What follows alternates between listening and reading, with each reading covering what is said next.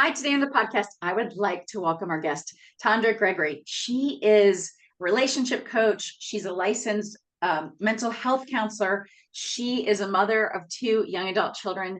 Her and her husband also work with the NFL. They help counsel and are chaplains currently for the, let's see, is it the LA Los Angeles Chargers?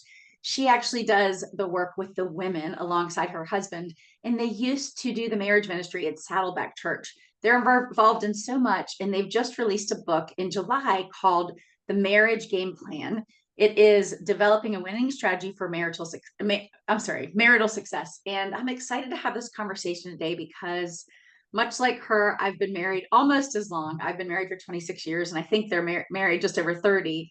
Yeah. And, so I've been through, decades of being married. And so I love that they're helping married couples, from whatever point they're at to really look at their marriage as something that needs a game plan, that they look at their marriage, that it's continuously changing and it has to be around a conversation and what we're putting into it. And so I hope this conversation will encourage you to just get in there with your marriage and get going to make it the best it can be, because we all know when we have strong marriages and strong families, that is the backbone of what makes the world strong, because we don't have more broken families. So I love it. So, Tandra, welcome to the show. You so much for having me. Oh my gosh, you guys are working with so many people in different capacities, but in most cases, it's to help them win life and win in their marriage. And so, can you just share with us a little bit about life and about what you're up to now in the book? Okay, life right now, I am being stretched beyond my comfort zone, way beyond my comfort zone. In the Bible, when it talks about Jesus called Peter out the boat, I feel like I'm out the boat and I am trying to fight from sinking. So that's what's going on right now, and that is coming through being authors. This is our first marriage book that we've written together. This is my first book that I've ever written, and just I was thinking, okay, the hard part is going to be just writing this book, but then it's the book opens up a whole nother realm of more speaking engagements and interviews and all of these things. Yeah. So I just feel like, yes, life right now, I'm in a stretching season outside of my comfort zone. Mm. You know what I love about that is, you know, right, we're supposed to be obedient and do the work that we're called to do. And you guys felt on your heart, not just to do the work with couples, but to actually put this book out there so people that don't work with you directly always have this resource, this tool.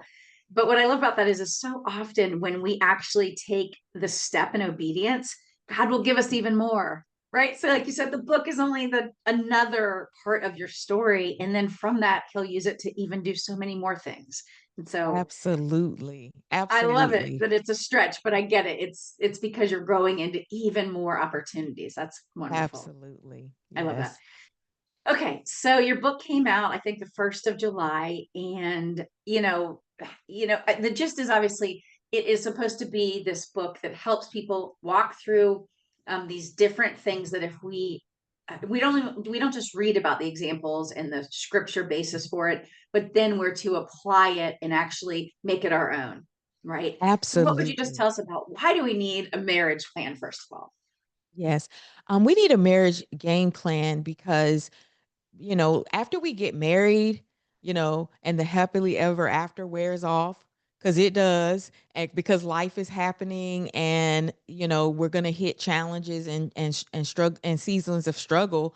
May not be in your marriage directly, but it could be just you're in a season of struggle, health issues, having children, all those things, career changes. And so after the dust settles, we actually need to make sure that we've locked in a game plan on how we want to navigate all of the challenges and the ups and downs and the twists and turns that life brings our way, because we don't have control over what life brings at us, but we do have control over how we react, how we respond, our perspective that we're going to have. So a game plan, having a game plan puts the couple on the same page, heading in the same direction, which allows for that teamwork. And it's being proactive versus reactive, knowing, okay, life is going to come at us. Here's how we work best together. Here's what each of us want to do to make sure that we are on the same page, moving in the same direction. Mm, so true. Yeah, I mean, obviously I've been married a while, so that it was a while ago we were thinking about this, and I know I took maybe we went through like a faith, um, what is it called when you do the prior to marriage, the marriage Pre-marriage, classes, pre-marriage pre-marriage. class. Yeah, I remember doing that, but even that, it was only scratching the surface, right? And there's a lot of things that don't necessarily get talked through. Now, those classes might look different today than they did, 26 years ago, but the point is I definitely know people over the years who they got married and right off the bat there was trouble, right? And so one couple that I knew, and I don't remember if they were Christian, this was a long time ago, they were friends of friends, but it didn't even last like 2 months because the husband wasn't used to the wife. They both worked full time, and he was used to his mom doing everything for him. And so when she wanted him to come in a partnership, he didn't even have the words to communicate and how to work through that. And that's maybe an extreme example in just one little way, but I think that's the point. Is we go into it and we haven't discussed all the things always, but this marriage game plan, no matter what point of marriage we're in, because this can help anybody, right? Whether you're just getting married or about to, or whether you've been married for 20 or 30 or more years. So what would you just say, like, whether you're new or you've been married, but you're starting to see some fissures, some things aren't quite lined up. Yeah, yeah, because it's one thing to get married, it's a whole nother thing to be married and to stay married. Yeah. And sometimes people think just because I got married or just because we're in love, it's going to just work out. But it's about learning how to become one, right? Learning how to make your marriage work. And every marriage is unique and different in its own way. I mean, it's going to be different from your parents' marriage, your friend's marriage, but you two have to realize that it's about figuring it out. So, and that's what happened with George and I. This is why we started our marriage ministry, Journey for Life, is because we like to say we're pictures of God's grace. Like we did not know what we were doing. We were just doing we were just being haphazard, right? Working out marriage haphazardly with no plan. And we didn't realize how different we really were and how those things were going to work against us becoming one. And so we just, like I said, we're pictures of God's grace. We just wanted to, once God helped us figure out how to make our marriage work, we just wanted to help as many couples as we can because it's not something that's intuitive. It's something that you educate yourself, you learn, you grow, you develop skills. It's not about just what you've experienced, but it's not about you just making your spouse do everything the way you're comfortable with, but it's about what do we want to take from our experiences, our backgrounds, and why do we want to create our way? Not my way, not his way, but Right. our way, our unique way. And a lot of times couples, don't want, it's the resistance to Yes. change. Oh, so true. Oh my gosh. Yeah. So, okay. I know one of the main first things that you walk people through is the big thing, the hierarchy thing, or the highest thing, which is kind of setting a vision and a mission for your marriage, just like we might do for our career or if you own a business. But, I know you talk about in the book, we should really have that for like you should have that for different parts of your life, but definitely for your marriage. So what would you just say to Definitely people for that have your marriage. yeah, yeah. What would you Yeah. say about that? Yeah, it's definitely for your marriage. I like to say marriage is one of the most important institutions that you will be a part of. And we know in other institutions, we have to get coaching, we have to read, we have to get education, we have to put the work in, we have to do all these things to be successful. But a lot of times people feel like with marriage, you don't have to put those things in. But I feel like you really do because out of all the things that's going to live beyond you, the legacy that you're going to leave is going to be through how you loved each other, how you what your kids observed, what your grandkids observed, what the community observed about your family. So marriage requires no less effort, no less energy.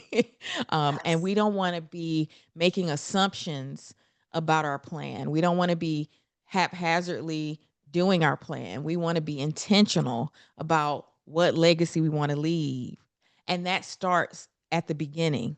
And then, that starts with you having a vision, having a mission statement, and working towards that end game picture. Yeah, absolutely. Yeah, it's so powerful. So I want to start at the beginning. Beginning being we all bring in our backgrounds, right? Somebody might call it baggage, whatever word you want to use, but it's everything prior to that marriage. You becoming one comes with you, right? To some extent, and like you said, we all have walked a different path in life up to that point. So what can you share with us? Because I think it's definitely, we don't always realize in any relationship, but especially marriage, that the way maybe our parent was with us, the way that something happened to us or someone said something to us, we don't realize that we bring in those messages, those patterns, whatever it might be, into our marriage. And then we're having problems maybe, and we don't realize it's because not because of us or our spouses necessarily, but because we didn't realize we're bringing this forward. So, how do you help people with those types of things, or what do you recommend to them? Yes, yes. I like to help people with those things because you have to ask certain questions to each other, provoking questions about how things shaped you. What did that mean for you? How did this impact you? What's the story in your head surrounding that particular thing? And those are just the deeper questions to kind of bring those subconscious things out into the conscious mind, into a conversation, and it helps you get to know each other on a deeper level, and it helps you know what your relationship dynamics are. The more you can know what they are, the more empowered you are to get a game plan or a strategy, or just so your spouse knows how important certain things are because they're feeling some gaps in your background or your past. So yeah, so it's those conversations, deep questions. That's just one of the chapters in our book gives you a list of questions to really go deep. And to go deep with your spouse, you actually have to do that your own individual self. When George and I were first married, I didn't realize these unconscious things that were playing out in our marriage, and we were just in these gridlock type of conversations. And I just remember saying, what is it about this scenario that just pushes my buttons? And I Yeah. had to do kind of a more introspection of what it is. And it just helped me uncover like there were some things from my past that this circumstance was triggering those things. And I was responding based off of a past circumstances and not my present circumstances. And so that was very empowering for me to learn that, and empowering for George to even know that. And then it helped us get on the same page about how we want to navigate those type of circumstances going forward. And I would imagine that for a lot of people, that work, if they've never done that kind of work, it's probably hard to pull that out even of yourself or to right. I would think that in some cases that's not going to just be, oh, okay, I have these questions and it's going to come forth. That may take some real mining for some time or sitting on that for a while, I would guess.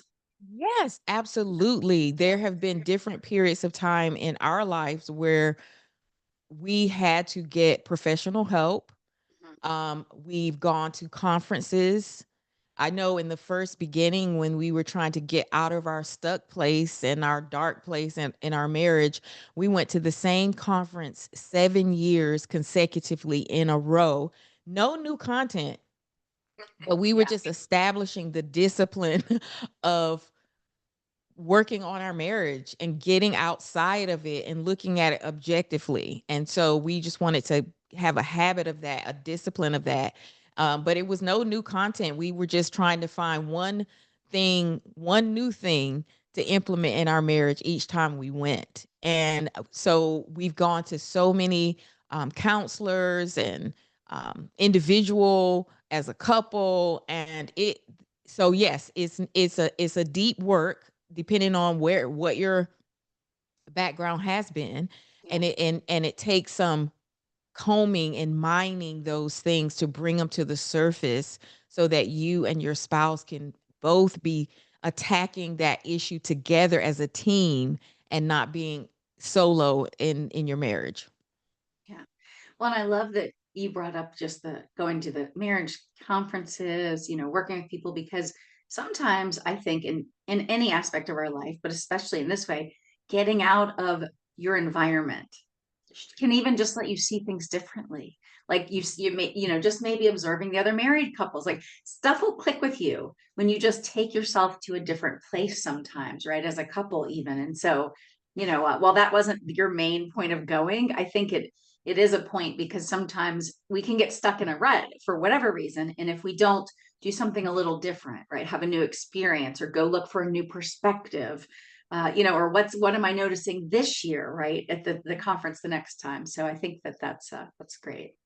Yeah, I think you hit a key part of it too. It's sometimes we this is what I always say, we're up close and personal in our relationship, and Mhm. sometimes that's all we can like focus on, and Yeah. sometimes just having a new environment turns you outward to focus on other things. And it's equally as powerful to hear that you're not the only couple when you go away and you're around other couples, peers, as well as the leaders on stage teaching.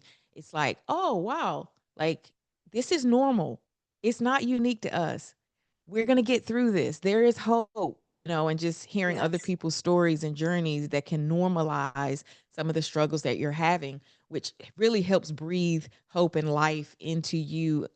And when you have hope in a situation, you work at something differently than when you feel hopeless. So, yeah, I I think agree with so. you. Yeah. Yeah. So good. Okay. So some of the things that I seem to notice, and I obviously am not a relationship coach, but just with, having a lot of married friends and being married a long time, is two of the big things seem to be that it's our communication, or not ever having learned how to communicate in the best way possible, right, in a marriage. And so the communication slash conflict resolution. So I'd love to talk about, what do you just see, whether it was in your own marriage or when you've worked with people, right, in their relationships. And then I think the other one is the difficulty we sometimes have with connecting, or knowing how to stay connected. So I'd love your thoughts on both of those things. Yeah, yeah. So we're different. And that's intentional. God loves diversity. He is so creative. Like we have no fingerprints are the same. Uh he's just unique. No two snowflakes are the same. Like God is all Yes. about uniqueness and diversity, and that's a beautiful thing. Now, the challenge is, how do you take these two God designed individuals, and now God calls them to become one in marriage?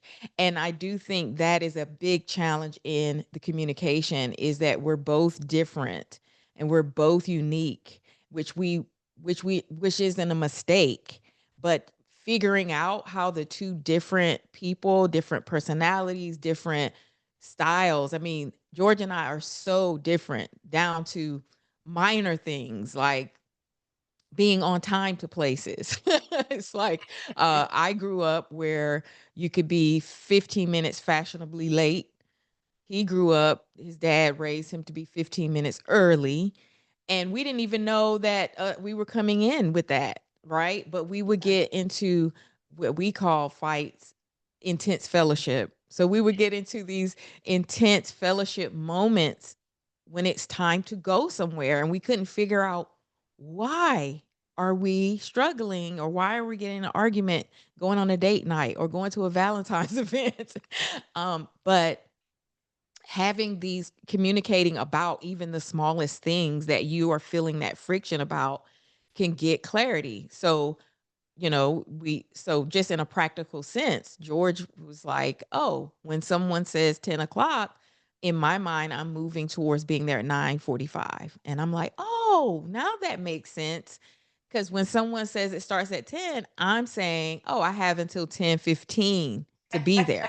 Right. So Yeah. that's like a 30-minute window difference. And we are not heading towards the same goal. We're Yeah. pulling each other in the opposite direction. So even just pausing and slowing down intense fellowships or interactions enough to try to understand and ask the question, I'm trying to understand, what does this mean to you? What do you have in your mind right now? Or what are Right. you thinking about this topic? And then you'll be surprised at the enlightenment of, oh, that's why we're having intense moments over these things. So slowing down the conversation, asking more questions of clarity, and being curious about what's going on in each other's heads is some practical things that we can do to help improve our communication. And connection is about being on that same page and understanding each other in a deeper way. That's so good. Yeah, and I would just maybe add to that that it's also not over communicating, but to your point, like when we're about to go somewhere, my husband and I, maybe to an event, I'll say, okay, well, I want to leave at this time. Like I don't say what time we're getting there. I tell him what time I want to leave because I know, and it's not he's usually an on-time person, but I definitely am. But sometimes he'll be doing a project, right, around the house or somewhere else, and so he'll be pushing the edge to when he gets his shower based on when he thinks we're leaving. So if I told him when I want to get there, he'll be like, oh, we can get there in 15 minutes, even if it's Yeah. 23-minute drive. And I'm like, no, that's why I have to tell him when we're leaving because that's when my expectation. But if I just said, oh, well, the party's at 6 and we would be late. And it's not because Yeah. he intends to, it's because he's trying to do as many things as he can in that day up until we have to be somewhere. Yes. So, right, it's kind of that really clear on what is your expectation. And I Yes. don't mean we always meet each other's expectations exactly, Right. but it's if you're not clear on your expectation, then it's like unlikely to get met. Exactly. And like you were saying, like it's not that either of us have to meet each other's expectations. Where we have to meet is coming up with our own way that we're going to do it. So you take a little bit of George and a little bit of Tandra, and then you come up with our way. Yes. Just using the example that I was just talking about. So George gave up the right to be 15 minutes early. I gave up the right to be 15 minutes late. And we came up with the agreed upon strategy of being on time on the dot. Um, Yeah. and a little tweak like that, where you're, we're not Right. forcing each other to do things the way the other one does, but we are Yes. both willing to sacrifice to meet on something that we can agree on and work towards. And I always say, everybody has to give up something for the sake of unity. For Yes. unity to take place, sacrifice is a part of reaching unity. And you've got to be willing to sacrifice so that you can get an agreed upon strategy. Oh, that's so true. I mean, marriage is so much about compromise, but doing it from a servant's heart, I think, right? It's doing it out of a place of love, not because oh, I have to compromise all the time, right? Because you're going to compromise sometimes what you would have really liked to do or whatever. And then there's other times where as long as you're both giving, they're compromising for you. Maybe something an activity that wasn't their favorite, right? Because it is going to be a little bit of a give and a take. So that's so true. Yes, Yeah. absolutely. And like you said, you have to hear each other because even about the timing thing, absolutely. Like if my husband said to me, like, oh, well, there's no way I can be ready or I have an event until then, of course, we'd talk about, well, when can we go? And then Yeah. I would text the people that invited us and let them know, right? In other words, Yes. it's not like it has to be what I said. It was that he would tell me, well, hold on, I don't think that's going to work. Right. And then we'd have a Yeah, conversation around absolutely. it. Yeah, Oh, absolutely. yes. yeah, if you hadn't have verbalized anything, that would have left you guys in an assumption state, Exactly. which ends in frustration. So yeah, it's Yes. about clarity, getting outside of our Yes. heads. Absolutely. Yes, I'm the world's worst of staying inside my head. So that's something I had to learn to get outside of my Right. head. Yeah. So what about, what do you see with couples you work with the importance of us connecting, either going on dates or just doing things together. And then of course, making sure that there's some level of intimacy, however we define that, in the particular marriage.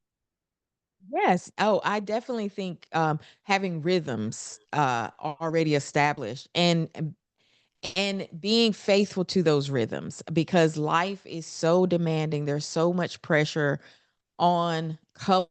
They're getting pulled in so many directions.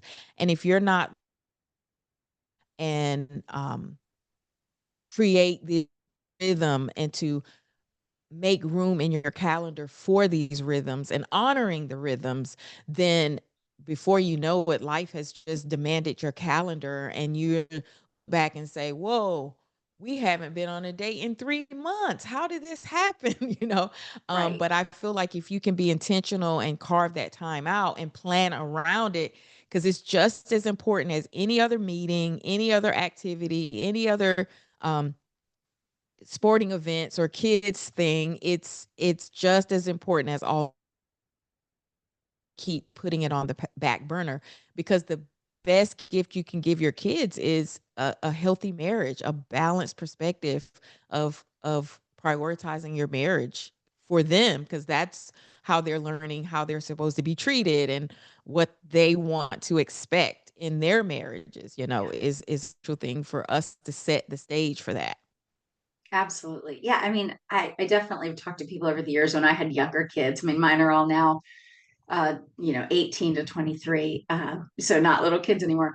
They're adults. But I remember when they were younger, like some people might say, like, well, we don't have a babysitter or we don't have, okay, and that might happen, right? But you just get creative. For instance, you might say, once the kids go to bed, we're going to have date night in the house, right? And just set up an area to have time together. So it doesn't have to be some elaborate thing always or go spend a lot of money, because there's going to be times where that might not work for you. But it's the commitment of we're going to not work at all hours always. We're not going to, right? It's going to have, it's setting boundaries, but then also setting time, right, for the relationship. Yeah, absolutely. Absolutely, absolutely. When our kids were smaller, yeah, it takes so much more juggling, and you can just talk yourself out of it because it's so much work, so much money, so much effort. But during those times, kids don't know is what bedtime, what time is their bedtime. So George and I used to, on our date nights, put the kids to bed a little early, because I Yeah. I get I get sleepy soon, so so we had to start a little early, because I'm not like a night person, but we would tuck them in the bed early, close the blinds, and then we would just, George, while I was tucking in, he would run and pick up food and bring it back, or vice versa. Oh, and that works while they're little. And then I remember my son, he's the oldest, he started to say, when I would say it's bedtime, he'd be like, but the sun is still out. How could it possibly be Yeah. bedtime? I was like, okay, we need a new strategy. Uh, so we started what we call pillow talk. And that's getting in the bed after we tuck the kids, getting in the bed a little early, because George and I have different times that we go to bed and get up, but we would get in the bed and just 10 to 15 minutes, and just bond and catch up with each other's day. So Yeah. it's really not the quantity as much as it is the quality of time. So and the intentionality. So I would say the quality of time, and just being intentional, and making sure you find times to intersect your lives, or Yeah. not. If not, then you're just growing parallel, doing parallel lives, but you're growing apart, because through all of these life ups and downs and changes, we're changing. So Yeah. we're either going to be growing towards each other, growing with each other, or we're going to be growing away from each other. Right. Absolutely. So let me ask you this. What would you say, in a more general sense, is the biggest struggle or roadblocks that couples tend to get stuck up on, like where do we get stuck in marriage? I know it's different for everybody, whatever, in different seasons, but in general, where's maybe one or two of the bigger patterns you see that people kind of need help to get unstuck? Yeah, I feel like, I mean, in my line of work, I'm working with people who are really stuck, right? And they've been stuck and they've developed a pattern of stuckness that I need to help them unravel. So it may not be as intense for people who aren't feeling as stuck, right? But for the most part, I feel like learning how to have tough conversations in their relationship. One of our chapters is called Tips for Tackling Tough Conversations, because a lot of couples do get stuck in how do we have this conversation. And especially, we might have grown up in different households where, maybe there's a household you grow up in where you don't talk about tough conversations. You don't talk about the elephant in the room. You tiptoe around it and you ignore it. Or you might have grown up in a household where we just hit, tackle it head on, and we are Right. just being reckless and just going after that elephant with I don't know, a ton truck, right? And so sometimes we avoid tough conversations because we don't know how to handle them, or if we get involved in them, how do we I don't know how to get out of it, or how do we move past it? What do I do once I bring up this topic and it goes and it gets intense? So I feel like that's a stuck place, that couples really need kind of some steps in which to how to bring it up and how to talk about it, how to bring it to resolve and move forward. And so, just a couple of the tips that we talk about is just nip it in the bud is one of the most profound things. It seems small, but if we don't go ahead and just talk about it and bring it up, it's only going to compound, build up. It's seeping out in ways that we can't control anymore. So Yes. first of all, don't keep putting it off. Go ahead and plan a time to talk about it. And you can plan a time. That's another practical step, is you don't want to blindside each other with the tough conversation. Tough conversation is usually a hot topic. There's a lot of emotions involved. That's what makes it a tough conversation. So bringing it up recklessly at a time at the wrong time, like we're thinking we're getting ready to get into bed and go to sleep, and then you bring Right. up blah, it's not going to go well. So you want to set it up for success, and picking the appropriate time, agree, both of us agree on the time, and knowing that this is we're going to tackle together. I love, he used to say all the time, I have something I need to talk to you about, and it's going to be a tough conversation. And I like that because it prepared me. It's like, okay, I know this is going to be a tough conversation. Let me put my big girl pants on and let me sit here and not get offended, not get defensive, but really try to hear his heart, because it's tough, because he doesn't want to hurt me. He wants to handle it with care. So it puts you in the right mind and the right perspective. So those are just a few practical things that can help with one of the big places that a lot of couples are um, get stuck in. Yeah, absolutely. I that makes so much sense to me. And I would also say, just this is a small piece of that, but I think it's very easy in our conversations. We can misconstrue each other sometimes, right? Maybe the tone was wrong and you didn't realize because you were tired, or it's a hard conversation and it's easy to get defensive, right? Is the point. And even if we don't mean to, and even if we know the person's coming with us trying to be considerate, we can still get like defensive or snippy. So how do you just guide couples through that? Because it is hard to like hang up that defensiveness feeling Yeah. and walk through the conversation. Yes. And what I tell couples is, when you feel yourself being aware of what you're feeling, and when you feel yourself getting to a place of defensiveness or being offended or hurt, or escalate it, because sometimes we go into fight or flight, um, we want to call a timeout, and we want to calm that down, because what happens when we become very emotional in the conversation, it shuts down the part of the brain that gives you the logic, which is the solution focused part. Because we're talking about this because we want a resolution about it. And we can never get that resolution if we keep escalating to the place and getting offended and offended and defensive, and sending ourselves into fight or flight. We have to take the pause, say time out. You have to have an agreed upon pause, though. You can't just shut down and just be like, I've I'm had out of enough, here. I'm out. Yeah, yeah, But it's communicating that pause. Hey, like, I can feel myself really escalating right now. This isn't going to be helpful moving forward. So let's take a time out. Now, whoever calls the timeout, the other partner has to let that person have the timeout, right? Because I do find yes, that yes. it, it's just like, no, no, we got to finish this. Don't walk out on me, and Yeah, that's why the yeah, communication of the timeout is so important. It lets that person know, I'm not abandoning you. This is important. I'm hanging in here with you, and I value it. So that's why I need this time out, so that I can go and calm down. And the person who is taking the time out, this is not your get out of jail free pass, because I know, oh good, I yes, got out of that. Hopefully he'll forget or she'll forget, and we'll right. just, no, I won't have to have that conversation. It's, I say your timeouts should be about 15 minutes, no longer than 30 minutes, and you are actively calming yourself down, and you are coming back. And that's how your spouse can say, all right, they're not abandoning me. They're not abandoning this conversation. They're going to come back shortly.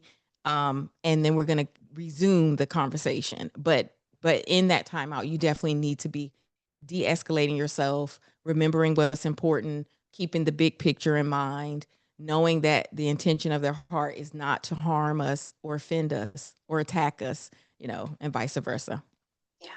Yeah, and I would guess that if this is an area which it would not be surprising for a lot of couples, like that conflict resolution or those hard conversations, I should say, it's reading the books or going and getting help to help you get better at that communication skill set, because it is a skill, right? And it does take work, especially if both of you have different ways you approach conflict. My husband and I absolutely have different ways of approaching it, so we have to be really careful, because it can easily he can be somebody where I just want to bring something up and he wants to shut down. Hmm. So it's just because of how we were raised different. You know what I mean? And Yeah. so we have to be really careful about that. And sometimes I just want to, I'm a woman. I'm more that way. Like I want to talk something through, and he doesn't always. And so I have to remember where he's coming from sometimes, and give him a little time and space sometimes, right? Or whatever, maybe opposite. He has to do something different for me, but so yeah, I mean, sometimes we just have to go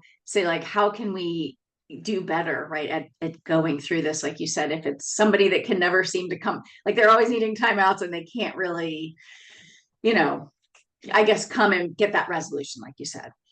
Exactly, exactly. And it's also about talking about how we talk too. Like, it's, Right. I know we always talk about the issue, but we also can talk about how we communicate together and come up with a strategy. Because George and I are opposite of your husband. I'm internal. He's the one that's got to process it in the moment, out loud, verbally, and I just stay in my head, get my own self together, and then I'm done.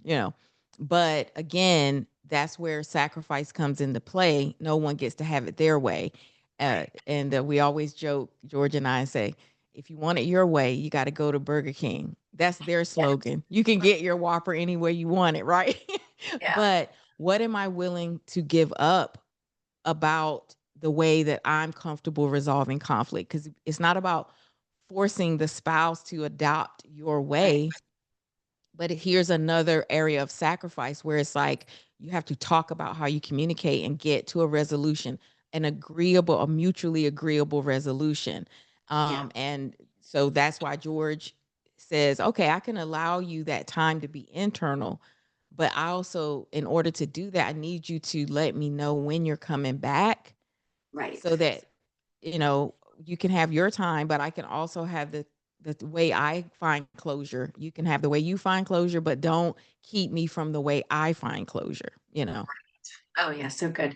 So what would you just share with us about, God being at the center of our marriage and why that is so powerful and important? Yeah, yes. Well, God created marriage, so he knows how it's supposed to work, what we're supposed to get out of it, how to be successful at it. So God being the center is a key component. It's like our iPhones, right? Like if we don't go back to the creator to figure out, well, what's this design? What's all the capabilities this can do? And then we'll never really get the full potential of the iPhone if we don't go back to the creator of that iPhone and figure it out and the benefits and all the things that it's going to challenge us with and help us with. So going back and keeping God at the center and making sure that you're seeking him for, well, what did you create marriage for? What am I supposed to get out of it? How is it supposed to grow me? How is this supposed to help me? And then this is how we learn to get out of it what God has created it for. Mm. Now the world has its way. Oh, but it's not, a lot of times, not aligned with the biblical way. Sometimes it's countercultural. But I know in the world, you know, in the world, it's about our secular, like our happiness, right? Do you find that person that makes you happy? And all of this, it's all about your happiness. But if you look at it through God's eye, it's really about your sacrifice being made more in the image of him. And this person is supposed to challenge us. We're supposed to grow in God's nature and character. And we're supposed to pass that on to our children. How do you forgive? How do you sacrifice? How do you have long suffering, patience, kindness, all the fruits of God's spirit and his nature? But marriage is where it starts, and then it's reflected to our children from generation to generation. Yeah, absolutely. So good. Okay. So what would you just want to share with us just about all the relationship coaching you do from the book, whatever you want to share, just that we haven't covered yet that you would just love to, you know, speak or encourage the listeners? Yeah, yeah. So we are so excited about this book. We have poured our heart and soul into this book. We feel like God has been writing this book through our marriage for the last 30 years. And just to have everything come together in this book is just we're just out, outside of ourselves. But what we're really excited about is this book is not just, you're just not going to be reading, but we have a putting it into practice section at the end of each chapter where you will then apply what we were just talking about. You will begin to work on that specific area. And at the end of every chapter is a QR code that you would scan to receive coaching from George and I on that particular chapter as well. And what couples will be surprised about is that as they're reading, doing the putting it into practice sections, doing the virtual coaching, they're going to be writing their unique marriage game plan. And by the time they get to chapter 10, it will put everything together for them that they can take away and continue to refer back to it as needed and adjust as needed as life happens. But it's a very interactive book, and is really, its goal is to really give you a game plan for your marriage, your unique marriage. Yeah, yeah, beautiful. Absolutely. I mean, that makes it, just such a more powerful tool, right? Like you said, that it's because at the end of the day, it is each couple's own game plan, right, for their marriage, and they are all different because, like you said at the beginning, we're all uniquely made, and even each spouse, right? And so, so good. So let me ask you this: what is filling you up, as you're busy in the season of promoting the book and working with clients and everything else? Well, I feel like what's filling me up in this season is living on mission right now. I kind of put my career kind of on the back burner to, be a mom, be a wife, be supportive, raise my kids, just be fully present. And that was important to me. And it filled me up. I grew up with a single mom. She didn't have the same opportunities that I was having to be very present with my kids. And that filled me up in that season. And now that my kids are launched and they're on their own, I feel like living on mission with that God has called me to is so fulfilling right now for this part of my life. And I'm just so surprised at how life-giving it is and energizing it is. And I just want to be a good steward over this second half of my life. And it's really filling me up. It's bringing out new things that I didn't know I had in me, um, that was saved up for just such a time as this. And so, yeah, so it's really encouraging that God has a plan for us. If we keep him first and make sure we do it in his order, he's always got the plan. You're not missing out. You're not missing a beat. He will put you right where you're supposed to be at that right time. Absolutely. All right. Can you share with us where can people find out more about the book and all of the other ways that you're working with people? Yes. So you can find the marriage game plan in your favorite online bookstore. Amazon is very popular, so a lot of people get it from Amazon. And also our marriage ministry is called Journey for Life. Our website is journeyforlifenow.org. And that's where you'll find the marriage game plan, our book, also other resources. We do relationship coaching, individual coaching, group coaching, all these aspects. And we are launching the Marriage Game Plan podcast this week. So we'll also be giving tips and talking about relationship, all things marriage and relationships on the podcast as well. Oh, I love that. I can't wait for that to come out. That'll definitely be another extension of how you can, just encourage couples in their walk of being married. So I love it. Well, thank you for joining us today, for sharing your heart, for sharing the wisdom that you've gained over 30 years of marriage, and then over all the years that and your husband have worked with people in their own marriages. And yeah, I just pray that this will, bless and give some people that, like you said, that hope that we can all have stronger, really beautiful marriages. Even if right now it feels like we're stuck in some way, there is hope. God can do all things. We just have to go and do the work, go to him with it. And so, yeah, I just thank you for coming on and joining us today. Yes, thank you so much for having me. Thank you for giving a platform for women to come and share their faith and their journey. And I really appreciate that. Oh, thank you so much.